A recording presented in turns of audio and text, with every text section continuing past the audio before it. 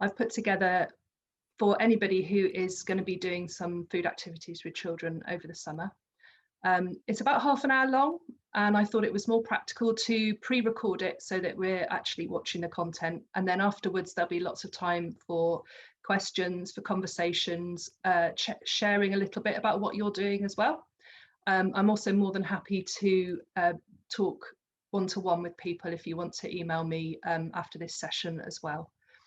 So I'm going to start sharing screens. Ped, if you could tell me if you can't hear this.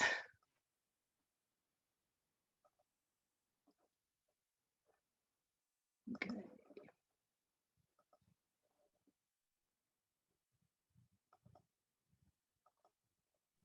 Yeah, we can hear you. I'm still waiting on another person to just join, but he's in a process of joining. Okay, we can just hang on 2 ticks, but just give me time just to get the slideshow going as well.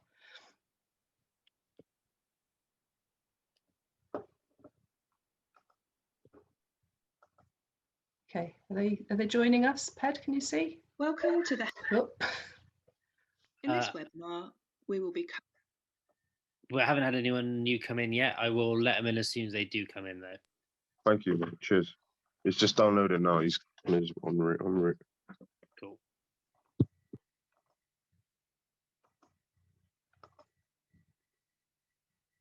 Right. Do you want me to wait, or shall I? No, he's actually present in the room with me, so it's all right for you to continue. Okay, cool.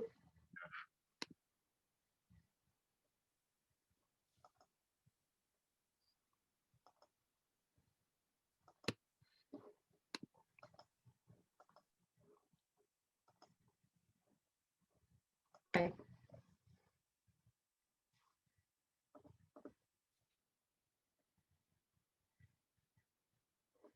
Right, this should be playing now, but it's not playing.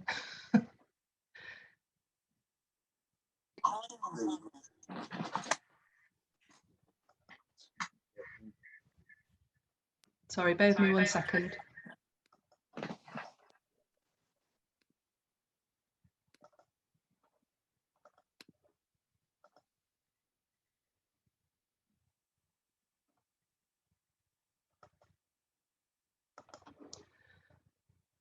I love technology. It's always really good. It worked the first time as well. It's always. I know. It started playing, and then it's the sound that's not playing.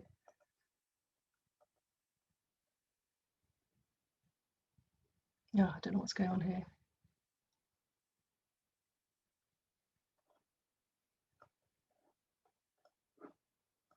Can you all see it? Yeah, I can see it fine. Maybe close it. There we go. We will be covering how to run a safe and engaging food session for children. This will include how to plan, which includes risk assessments,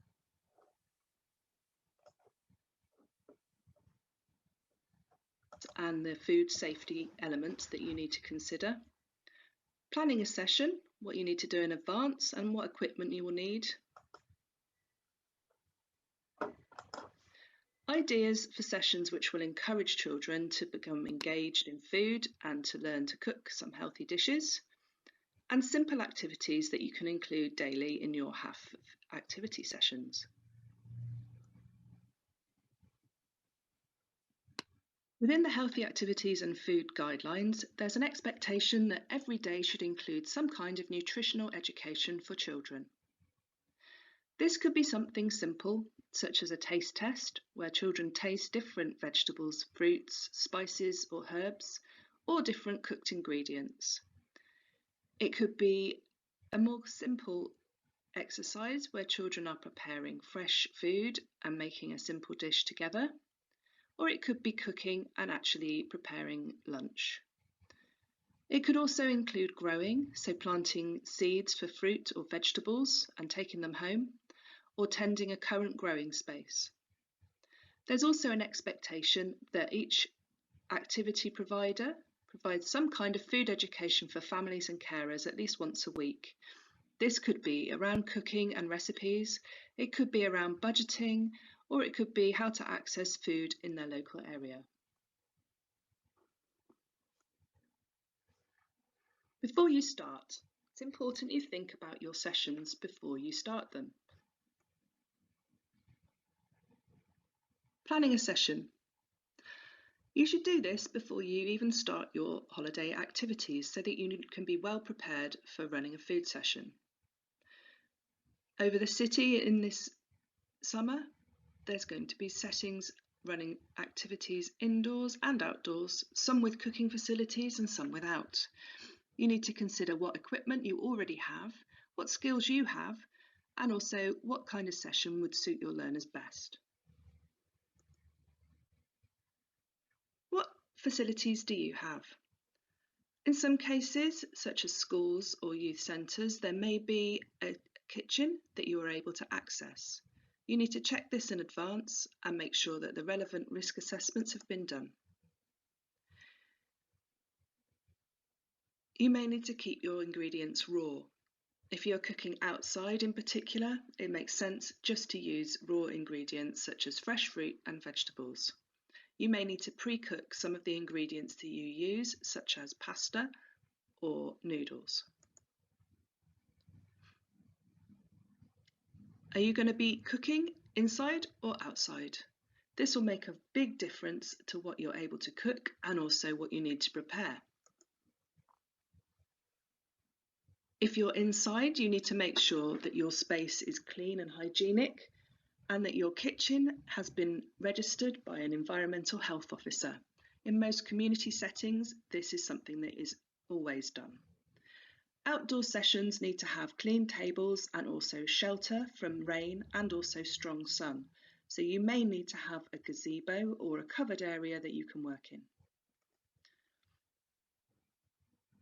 Access to water is really important. The children will need to wash their hands before the session, as will you. You will also need to be washing fresh fruit and vegetables before the session, and ideally doing some washing up, although it's safer to actually do the main washing up in a dishwasher.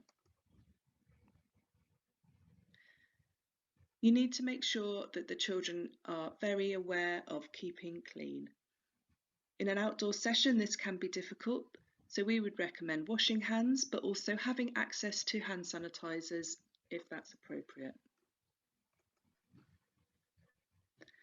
If you don't have a sink to do your washing up in hot, soapy water or with a dishwasher, you'll need to take all of your equipment home with you. So you may need a box to gather the equipment so it can be taken home and washed. Do you have any experience in teaching cookery, or does some of your team? It may be that one of your team is a keen cook or has worked in a restaurant. It would make sense for them to be leading the sessions. If you haven't done this before, don't worry too much, but you do need to practice and you do need to spend some time actually thinking about the safety, the recipes you're going to use, and planning your ingredients. Food sessions which are badly planned and don't have the correct equipment or ingredients can actually put children off cookery and lead to a stressful session for everybody.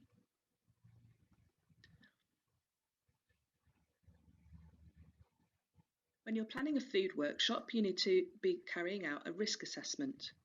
This needs to be done for different types of sessions. For example, if you're cooking with appliances or a cooker, you need to do a risk assessment for this.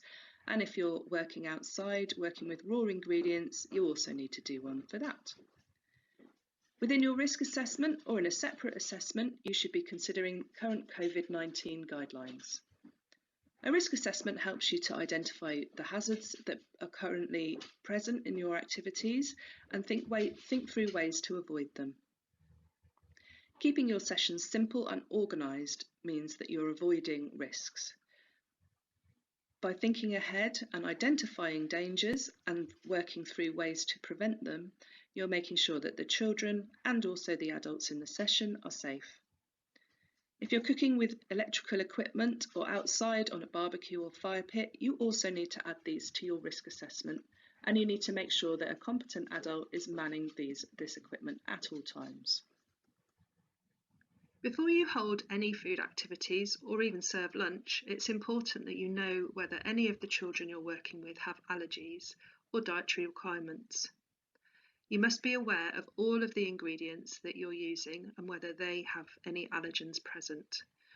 If a child has allergies, you must make sure they have no contact with any foods that they are allergic to. This may mean using separate allergy-free alternatives for that child and providing a separate place to work where there's no cross-contamination. It's best to never use nuts during these kinds of sessions.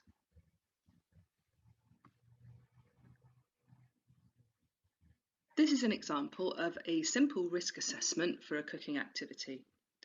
In a risk assessment, you need to work out what the hazards are. For example, are you using knives, peelers and graters? What are the risks to food?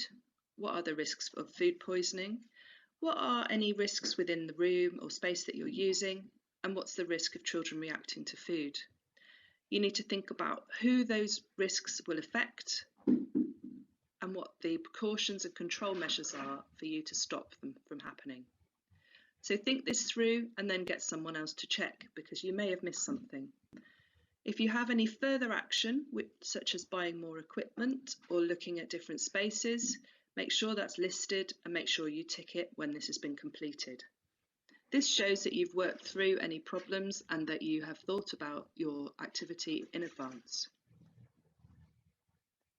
The equipment that you use is really important. Make sure that it's child appropriate to the age that you're working with. We use plastic salad knives for the children's kitchen sessions because they are really safe to use, but you're still able to do some accurate chopping. They're also inexpensive. They cost around £1 each, so you can have one each for each child. If you choose to use metal sharp knives, you need to make sure that you are able to teach children to use them safely and that children aren't left unaccompanied with knives at any time. We wouldn't recommend using sharp knives with children under 6. Make sure that you've got plenty of bowls, and that's for the children to gather together the food that they're cooking, but also some bowls for collecting compost and food waste, and show children the importance of doing this.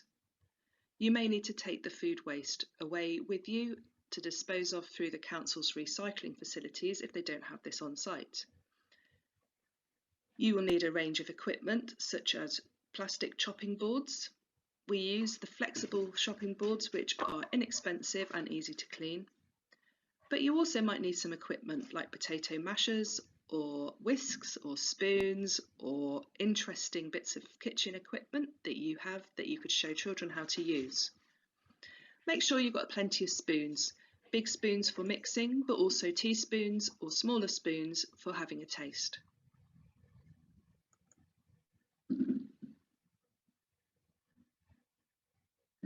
To lead a food activity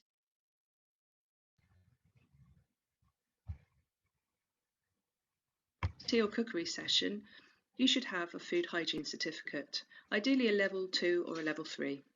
You can complete this training online. It costs about £20 and takes around 2 hours to complete. The food hygiene certificate means that you'll understand about safe food handling, storage and general food hygiene. This is a way to avoid any kind of food poisoning outbreak or issues around storage. It's good practice for anyone who handles food, especially those serving it to children, should have at least a level 2 food hygiene certificate. You can find resources such as where to get a food hygiene certificate, risk assessments and hygiene information from the British Nutrition Foundation website or from the toolkit pack that you've been sent. Ideas for food sessions. Sessions which encourage children to try fresh ingredients.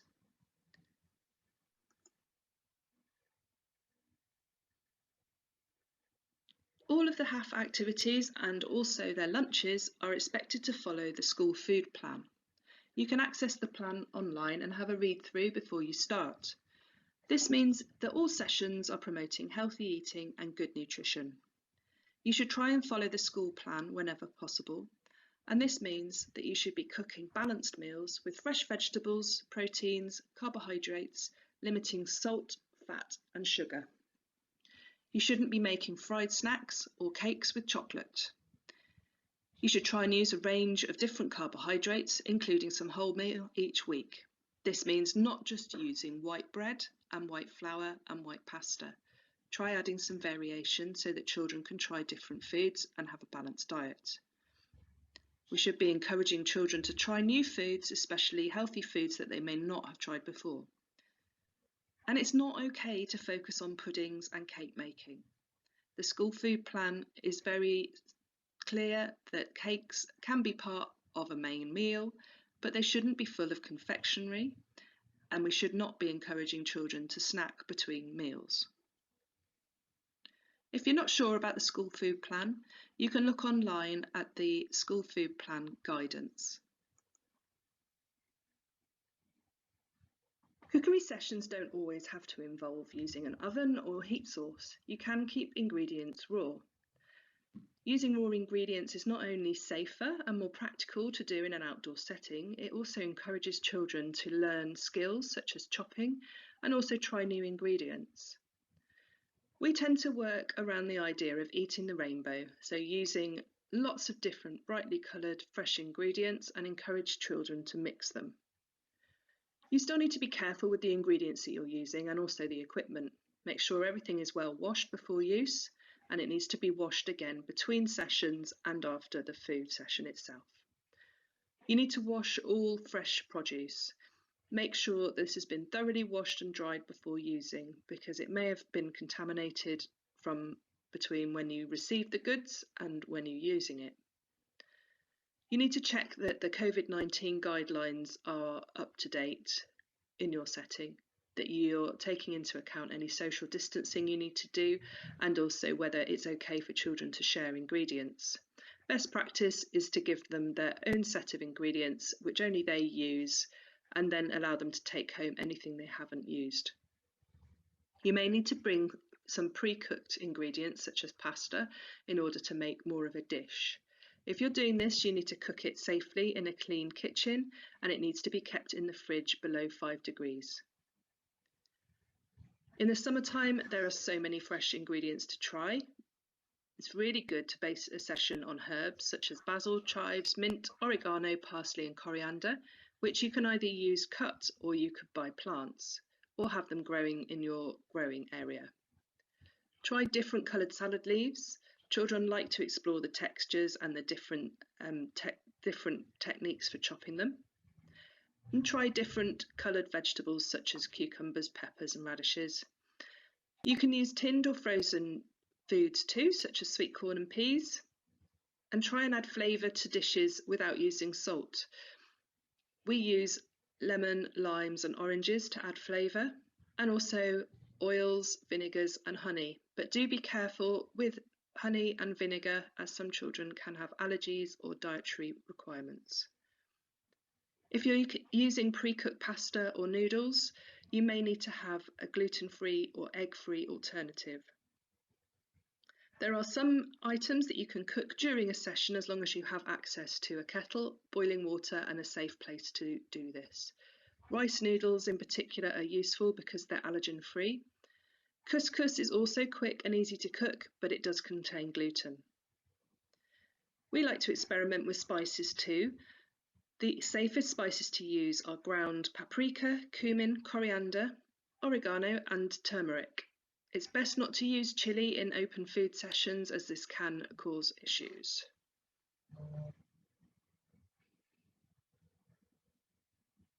If you're working in a community setting or a school, you may have access to a suitable kitchen for cooking food.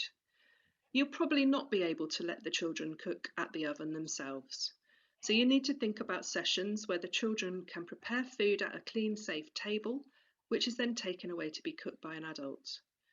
Make sure you have a way to identify whose food is whose. Easiest way to do this is with a piece of greaseproof paper for each child, which you pre-write their names in permanent marker. You can then easily identify whose dish is whose, and they can also carry this away on the piece of paper. Make sure it's cooled first. Some settings also have access to a pizza oven or a barbecue, which can be used as long as it's done by an experienced adult and a separate risk assessment is done for cooking with fire.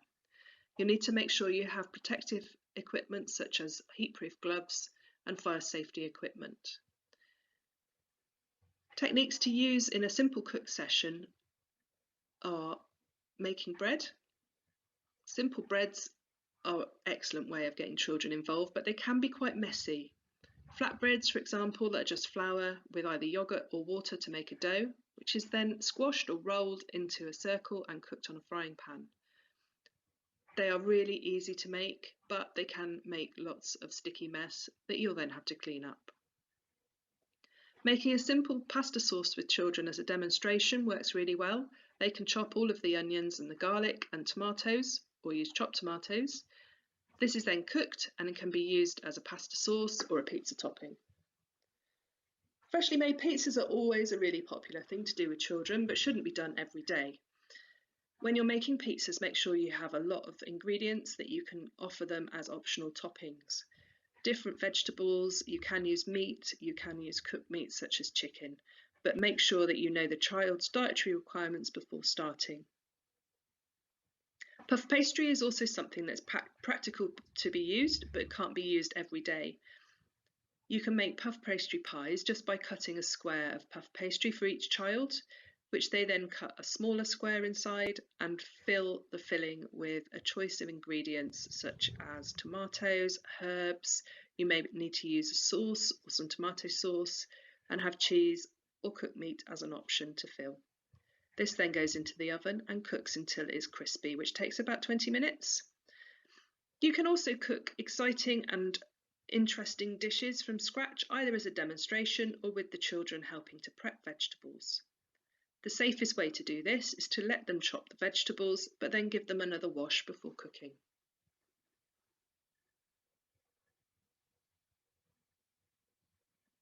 Summer is the ideal time to be using fresh produce. Because it's in season, it will be cheaper and it will also be at its best. So before you start planning your sessions, work out where you'll buy your ingredients from. Try to avoid buying from supermarkets all the time if you can, so that you're supporting local producers and you're also shopping locally. Local grocers should be able to put you together a box of ingredients for you to collect, which will save you time and also mean that your sessions are well planned. If you're running sessions more than once, just keep a record of what you ordered and then make sure you adjust it before the next time you order so that you're buying the right quantity of foods. Remember, anything the children don't use in sessions can be taken home. This is a really good way to encourage children to carry on cooking when they get home. If you're ordering large volumes of food, you can order direct from Bristol Fruit Market. You ring them up and order, and then you can collect early morning before your session. Using fresh produce is really important when encouraging healthy eating. Many children don't have access to lots of ingredients at home to explore, and they may only see pre-prepared food. Give them time, give them space, and give them encouragement to try new things and to do it in their own way. Try not to bribe children to taste things or to coerce them into trying everything. Some children may not be comfortable with this and it may stop them.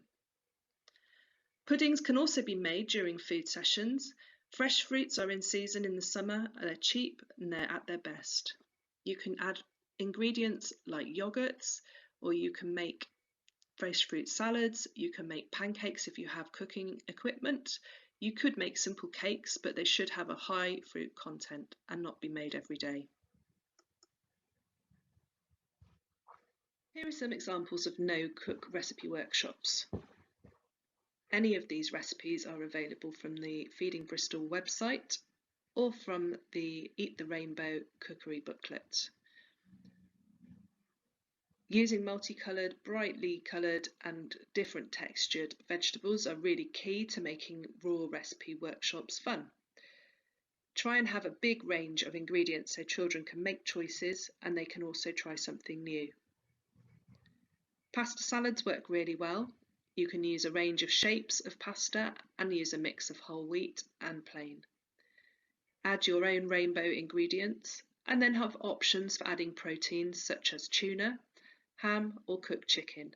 Make sure you know the children's dietary requirements before you start. If you're adding a dressing made out of either yogurt or mayonnaise, you need to also make sure that there are no allergens that may affect children. Make sure you know allergies before you start your sessions, but always have alternatives available for children who may react. It's fine just to add oil if you're not sure.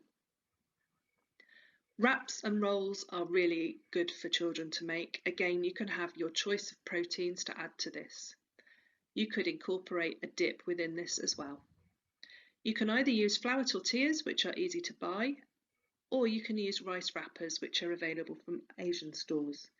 These are just made from rice, so they're allergen free and can be soaked in hot water to rehydrate, then stuffed full of anything that you fancy inside. They're quick and fun to make, and children can learn some chopping skills as well as wrapping and rolling.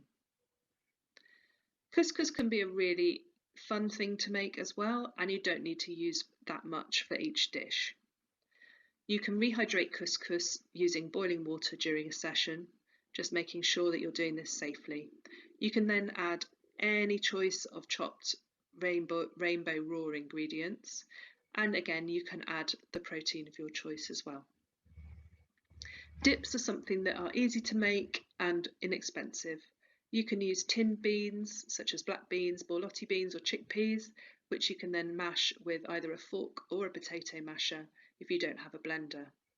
You can add flavours to this, so experiment with spices, oils, lemon and other seasonings until you get a flavour that you like. Serve these dips alongside either vegetable sticks, or you can make your own nachos by chopping up flour tortillas and cooking them in an oven.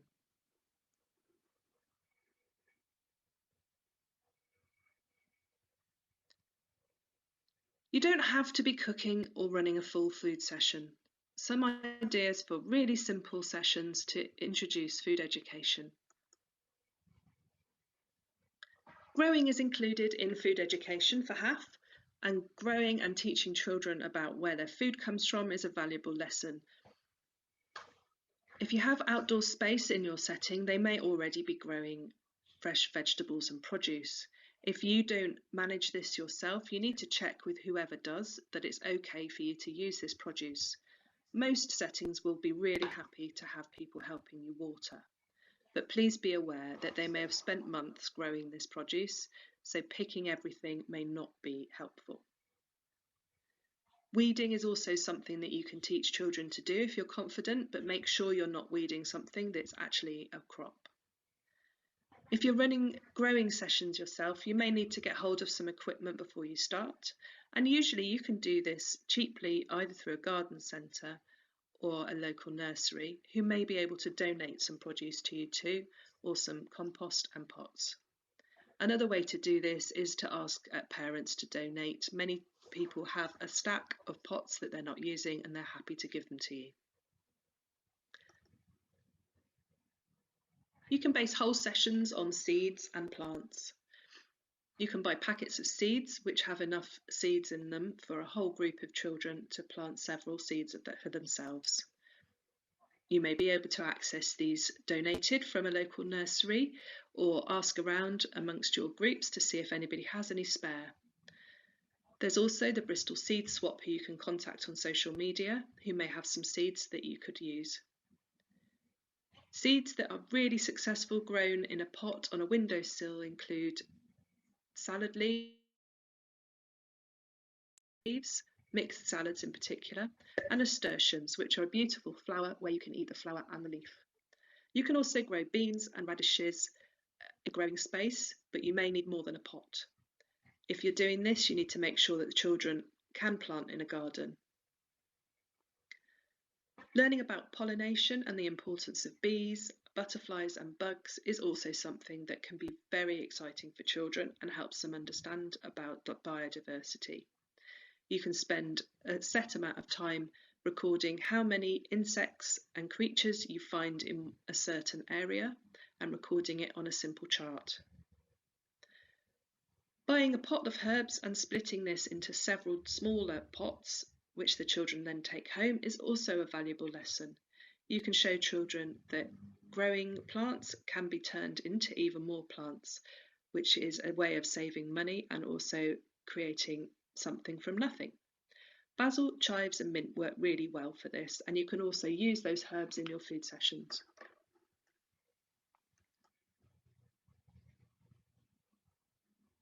Tasting sessions are a really good way to engage children with food and are something that you could do every day. Choose a good selection of vegetables or fruits or both, or something like different types of breads, different types of carbohydrates, or some ready-made cooked foods. Make sure that that food can be divided up into the amount of children that you're working with, and encourage children to try things even if they haven't had them before, but never put pressure on them. Some children don't feel comfortable with these kinds of sessions. You can try spices as well if you have a way to sprinkle them onto something like cream cheese, where there's a fairly plain flavour and you can taste the spice. You could engage families with this. See if there's anybody who is already a chef or working in a food shop who could bring in something to taste. If you're bringing in food from outside or cooked foods, you need to know exactly what allergens are present before you start, and make sure that whoever is helping you with this is also aware. Nuts in particular can often appear in cooked foods and are very important that you know about this in advance. Tasting sessions are a good way to talk about balanced diets with children and to talk about the different food groups in a way that they understand. It's worth having a resource such as the Find Your Balance resource so that you can easily explain to children how much of each type of food they should be having in their food. You can run this alongside looking at packed lunches and what a packed lunch should include. Children should be learning this already at school, but it's always worth taking it easy and taking it simple just in case they don't understand. Looking at sugar is a particularly valuable way of engaging children with healthy foods. Sugary drinks in particular are something that children often don't understand the amount of sugar they're consuming. You can do several sessions just around looking at labels and working out how much sugar is in each drink. If you want resources to support this, the Sugar Smart app is well worth downloading onto an iPad or onto a phone. And this acts as a bar reader, so you can read barcodes and work out what the sugar content is of different ingredients. Make sure that you understand yourself about this before you start. A lot of people don't understand how to read labels. Often the sugar content is shown per 100 millilitres, where the drink itself is a 500 millilitre bottle. So make sure you know what you're reading. You may also need a magnifying glass, as this information is often very small. Trying to encourage children to drink water is also really important over the summer, just for hydration, but also so that we're encouraging them to get healthy habits. Flavouring water with ingredients such as mint, cucumber strips, strawberries, or pomegranate can be really exciting for children to do and also mean that they're learning good habits.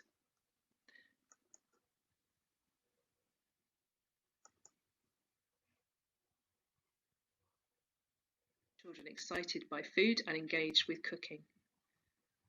If you need any help or resources, please go to the Feeding Bristol website. Thank you for your time.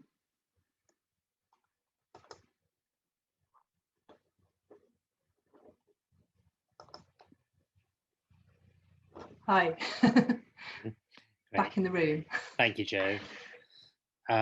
So first of all, I hope everyone enjoyed that. And are there any immediate questions that anybody has? Just pop your hand up or unmute yourself. That's absolutely fine.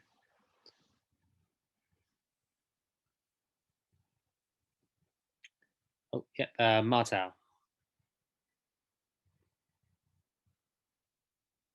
You just might want to unmute yourself there, Martel.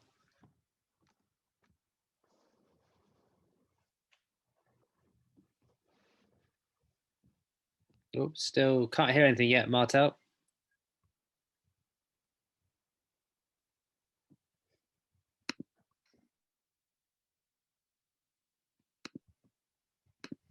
Well, can you hear me?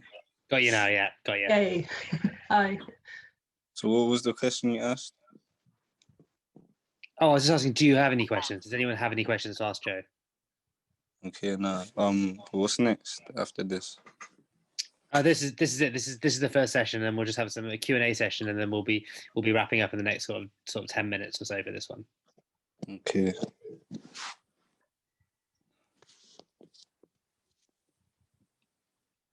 Okay. Well, I've got a couple of questions that were sent through already before this session anyway. So, Joe, where do you get all your child-safe cooking equipment from? So you can get these knives. You can buy from Rajani's in fish ponds, these ones. They're £1 each, and they're called lettuce knives or salad knives. You can also buy them online if you go to online retailers. They tend to be a bit more online. The other thing to get hold of are plastic bowls of this sort of size for mixing. Make sure you've got plastic and not Pyrex or glass, because you can have accidents if they break. And flexible boards like this, which I get mine from IKEA, and they're £1 for 2. So they're inexpensive, but you can put them through a dishwasher and they get nice and clean. The other thing that's really useful is having little pots of this sort of size, so that you can divide up things like tins of beans into small quantities. Wonderful, thank you. And where do you get your recipes for the food that you cook? A whole mix of places. There's lots of websites where you can get simple ideas. BBC Food's particularly good. There's also a new campaign at the moment that Marcus Rashford's heading up called Full Time, which is cooking on a really low budget and is quite engaging for children to use.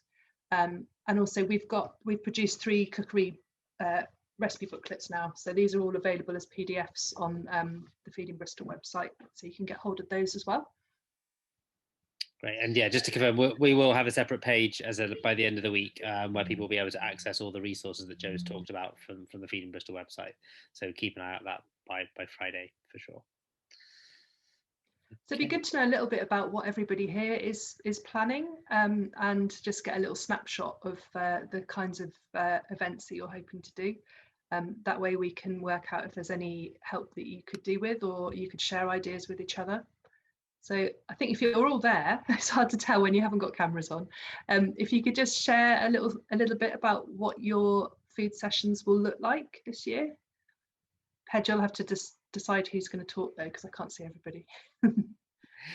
That's absolutely fine, Joe. I mean, yeah. Would people mind if I go Yep. first? Go for it. Can you hear me? Yeah.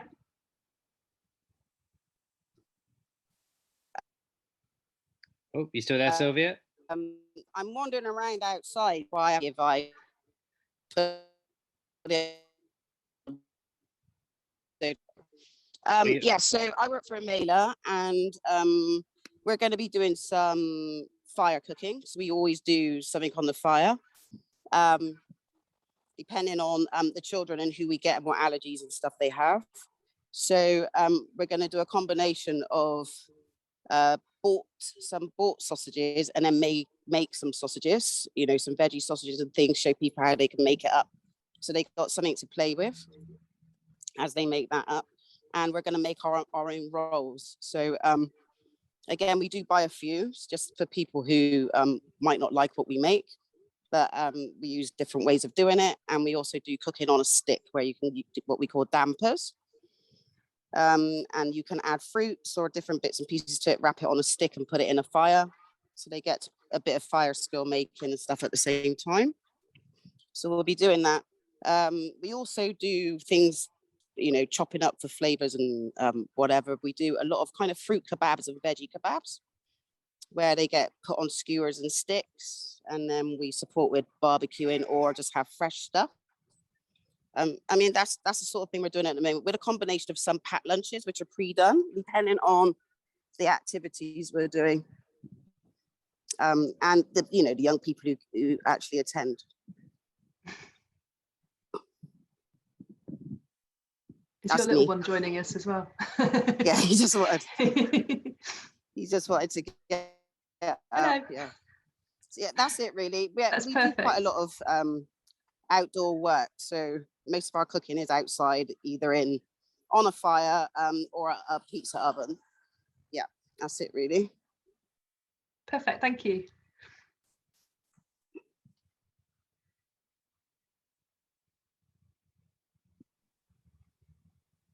Amy, you're unmuted there. Do you want to go next? Yeah. I work for 3 different organisations. So I'm at East Bristol Children's Centres, and we'll have pre-cooked foods. So we'll be doing things like mainly wraps, where children will make their own wraps and have different various fillings each session.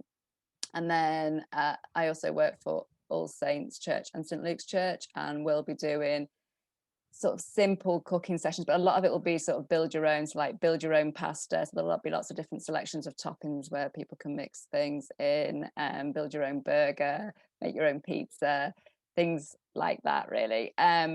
I'd like to start building up to start cooking things from scratch and doing cooking sessions, but it just limits the numbers, because if we want to reach more at the moment. For the summer we want to reach more families, but maybe for the smaller holidays we could do more like concentrated cooking sessions where we can have smaller groups and be able to cook with them. Some of it's just building up our confidence in doing that as well. I think in doing the general sessions where the families come up and they make their own bits, I feel pretty comfortable on. It's coming up with the different ideas, because like the ideas that you've done, Joe, are great. A lot of them are using really fresh ingredients, but some of our families just, it's too much too soon to when they're used to eating chicken nuggets and chips and fish fingers and chips. That's their staple. So all of a sudden to be given a variety of fruit and vegetables. So we're going in slowly of just having vegetables available and mixing them in, and doing things like the chopped up cucumber and carrots and making dips and things like that. Then the children are much more likely to pick at things like that than if it was a rainbow salad on their plate. When we tried that in the past, it just didn't go down well, and it was more important to be feeding people and ensuring that they were full with a nutritional meal, but not necessarily going all in at once. So we're just trying to go in gently where we can. I think I was gonna it's more about sort of like the raw ingredients and things like that. I would get more nervous because in the past I've done things like cornflake chicken, where we've got raw ingredient, where you make your own chicken nuggets, but I would just be a little bit more nervous about doing that with a larger group with children. Have you got any sort of thoughts or advice around that? I personally would avoid raw chicken in these types of groups. That's what I've always, mainly because of the, you can't guarantee that everyone's washing their hands really thoroughly before and after, and also cooking everything to the right temperature when you're doing it as a big group like that is quite challenging. The main issue is if it went wrong, it would go really badly wrong. So minimizing those sorts of high risk ingredients in this sort of session, and saving that for where you've got a smaller, more focused group, and you kind of explain a bit about why it's more dangerous to cook raw chicken. Can I just say something? With children and stuff that we have the same issues with, we concentrate more on the growing aspect, and I think it helps. So we make planters and pots, and then we'll have, like oven chips and bits and pieces, and say, where do you think it comes from, and do all that kind of stuff, and then show them how they can grow a potato, and they get a planter to take home to grow something very quickly, some leaves or tomatoes or things like that. And then it kind of just makes them more involved in the raw process rather than the process, if you know what I mean. So sometimes it's not about the eating, it's not about the just that sort of thing, to do it that way. And then another thing is giving back to the environment, I find is useful. So if you make things which go in your garden for the birds and plants and whatever, which still you could eat, they'll still be playing with the food if they don't like it, if you know what I mean. And eventually they might try a sunflower seed if they're that enticed to do it. It's just I think that a lot of the people we work with who don't engage in those sort of foods because they don't really know where it comes from a lot of the time. They're used to something coming out of a packet pre-done, and when they start to respect the growth of it, they might start to eat it a little bit more. It's just a suggestion. No, that's great. That's really helpful. I think the growing is great in being able to connect people with their food, and that's something we'd like to do. But at the moment, because we're only school holidays, it makes it very hard to maintain those things. But we have done some growing where the kids can do growing at home but I get on windowsills and things like that, which obviously limits a little bit. But I like the sort of like the testing stuff. I think we might try some of that, like making it into more of a game of trying new new ingredients rather than it being the main meal. So it's kind of, yeah, then it gives options. So yeah, that's us. Diana and Leanne are from St Luke's as well, so I don't know if they had anything else to add, or just to let you know. Yeah, I was just sorry. Money's had his hand up for a little bit there. Is it Money? Is that right? Oh yeah, Monier. Monier. Sorry, apologies. What was your question, Monier? I didn't even have a question. I thought we were just or sharing. Yeah, sure. From, me and Marta, we're down at Growing Futures in St Philip's, and we're on this because over the summer holidays we're going to be doing a bit of cooking with our kids and ourselves as well. We're both aspiring chefs. We're both very young, so for us to be in this is different because we've not really done a lot of cooking with children, especially. Yeah, we're all in and about the growing it of our food and cooking. What kind of facilities have you got? Have you got a kitchen? We've got kitchen. We've got one kitchen, and we've got a site where we do cooking over the fires, and from that as well, we're able to get vegetables, fresh veg, fruit and veg, because we do a bit of growing in a couple of polytunnels up there as well. Yeah. Sounds great. That's us. Awesome. Thanks, Monier. And Diana, I think, was going to come in there. I was thinking about what we could cook, and I was wondering if we could get kids to scrub potatoes. I mean, obviously we'd have to inspect them when they scrub them, but whether we could chop them into wedges and then cook the wedges and serve that up with something. Because I feel we're always doing wraps or fruit kebabs or salads. There's not a huge amount of variety, and maybe if we did the potato wedges, we could introduce something about the growing and the processing. The easiest way to do potato wedges successfully is if you bake them and then cut them into wedges. Yeah. So bake them whole. Oh, right. And then cut them into wedges. If you cook wedges from raw potatoes, they tend to stick and not really go. They don't really crisp up like children expect them to taste. Michael. Okay, well, I cook them a lot at home, and they seem to crisp up, so I don't understand that. But anyway, okay. And the other thing I wanted to say was, I wondered. It's completely not to do with the food, but I wondered how you square the use of so much plastic with the other half of the council who wants us to reduce the use of plastic. So do you mean with the knives? Well, we've got plastic knives, plastic chopping boards, plastic bowls, and then often we've got, I mean, obviously with ingredients that's wrapped in plastic, we can only recycle that in the normal way. But yeah, I mean, I wonder if anybody's actually thought about that. I mean, obviously you can have metal bowls, but yeah, I mean, certainly where possible, if we had a really huge budget, I would be buying metal alternatives to plastic bowls. Right. Currently with the knives, because my project mainly works with under fives, so obviously using sharp knives isn't an option. There isn't a non-plastic version of those knives that is cleanable. They do bamboo ones, but they absorb water and they break really quickly. Right. My rationale with it is that they're not single use at all. They get used many times. Yeah, I mean, that's the, and wooden chopping boards I would use in a cookery school environment where I've got space to dry everything. Yeah. But when you're cooking and you need to clean to a high temperature and dry everything, wood's just not quick enough. Yeah. So I think it's different. It's almost like having a mobile kit that you're using for these summer activities. It doesn't need to be the same as you'd have if you're in a youth centre or a community centre where you can invest a bit more. Okay. But I get your point. Yeah, and I think buying as much as you can from local grocers. They don't use plastic, and you can specify that you don't want stuff wrapped in plastic, which is why you avoid doing supermarket veg shops. Yeah. Okay. Thank you.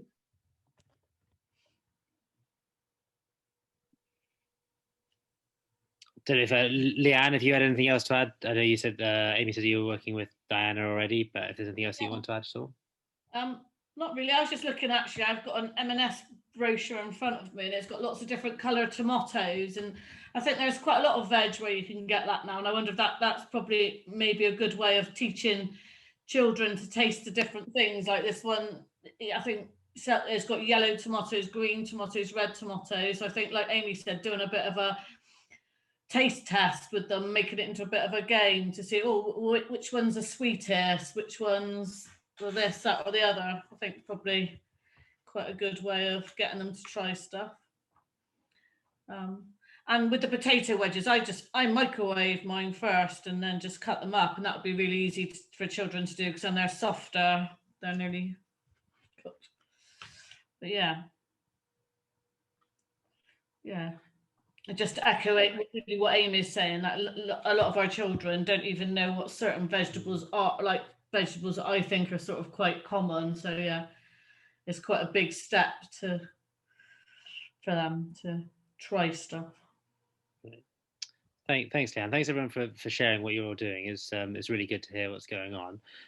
Joe, I wonder, just, we've got a couple of minutes left here. I just wonder if you just want to give a brief overview of the next 2 sessions coming up in the next 2 days, just so everyone that's either signed up or wants to sign up, who haven't signed up, just knows what's happening in the next 2. Yeah, so tomorrow's session is about inclusive cookery. It's going to be led by Rosalie Ford, who's the head of food at Three Ways Special School. And it's about including children with additional needs in sessions, and how you can make your sessions more accessible to children with different levels of understanding.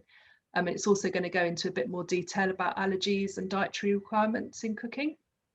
And then on Wednesday, we've got Cooking for Children, which is more about the dishes that you might make as a lunch.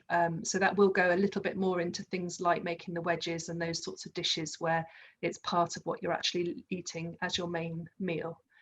That's going to have ideas for recipes and also ways to get the children involved in the prep in a safe way. Especially at the moment with the regulations changing all the time, it's kind of thinking of the safest way of doing everything. So yeah, the next 2 days are going to be the same kind of format with completely different content. Great. Thank you very much, Joe. It's just come up to past now, so thank you very much for everyone for coming along today. As I said, we'll get this up on the website by the end of the week with some of the resources that Joe's been talking about as well. And for those of you coming to the other sessions in the week, we'll see you later in the week. And yeah, have a lovely rest of your Monday. Thank you. Bye, everyone. Bye. Thanks. Bye.